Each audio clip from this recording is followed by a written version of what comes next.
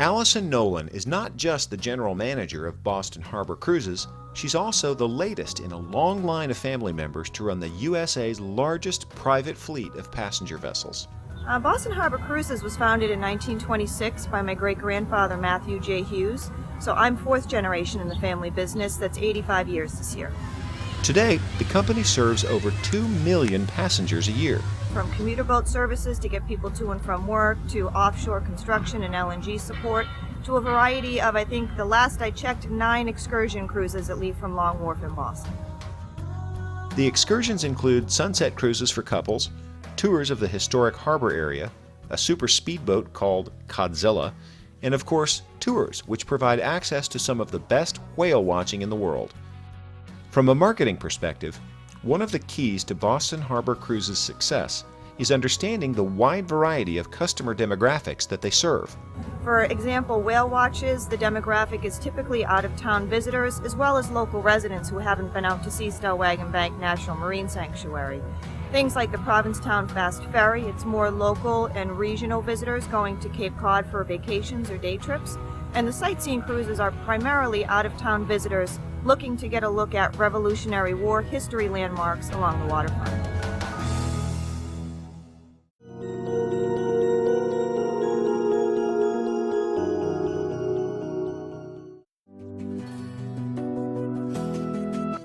When Allison first took over marketing for Boston Harbor Tours, her job was fairly simple. When we first began, we used to take out an ad in the Yellow Pages and take out an ad in the Boston Globe, which is our local newspaper. But much has changed since then. Locally, there are more entertainment options, so Boston Harbor Cruises faces increased competition for tourist dollars. Downturns in the economy also affect their business. On the positive side, the global market now provides a larger potential customer base, which helps them to better react to economic changes. When the U.S. economy is very strong, we see a definite increase in regional travel and local visitors because people are more comfortable leaving their homes and spending their money on excursion type things, movies, dinners, going on whale watches. When the U.S. economy is weak, there's a larger influx of international tourists because the foreign currency is stronger against the U.S. dollar, so there's a better value. So when we have a weak economy, we see a big increase on our sightseeing cruises, our whale watches, anything that caters more to the international visitor. Customers from disparate places arriving under varying conditions makes a nice balance for a business.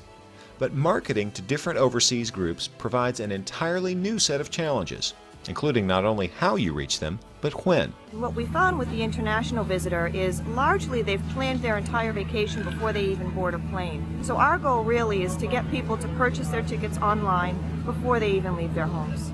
So how would Boston Harbor Cruises, a very local business, get information, publicity, and advertising in front of these prospective customers in a timely manner, while staying within their overall marketing budget?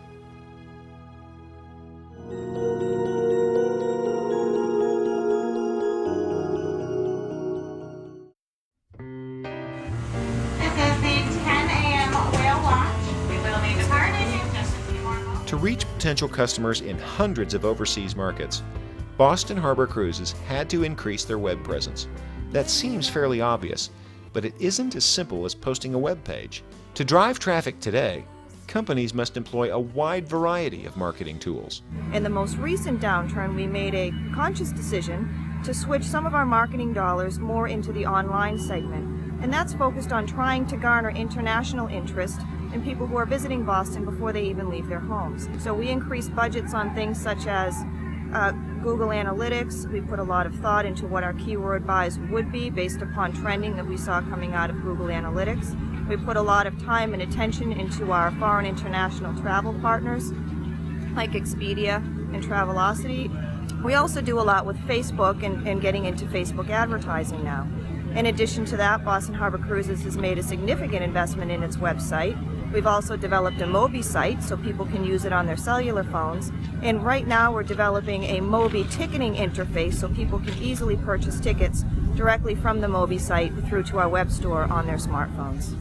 Of course, not all travelers make plans ahead of time, so she made sure to integrate her online efforts into more traditional local marketing. We print brochures every year that go into each and every single one of the hotels and visitor centers. in the greater Boston area. We also do print advertising still in some of our local newspapers, travel and trade magazine publications, and visitor publications. And we also made sure that our relationships with the hotel concierges were where they should be, so the people that did wait until they visited Boston to make their decisions had all the information about Boston Harbor cruises they needed at their local concierge desk. Allison faced a steep technological learning curve in her efforts to reach customers outside Boston and outside the U.S., but her marketing efforts have paid off. Boston Harbor Cruises has increased their bottom line, but more importantly, they now have more options when facing economic downturns. Allison doesn't rest on her laurels, though. The key to being successful in marketing going forward is going to be keeping yourself educated. Don't be afraid to try new things, and just because something worked previously doesn't mean it's going to work now. In the same way her skippers navigate the high seas, she must keep learning in order to navigate an ever-changing online landscape. I'll travel the 7 seas for a love that's meant to be. No one can stop me now. I'll get to you.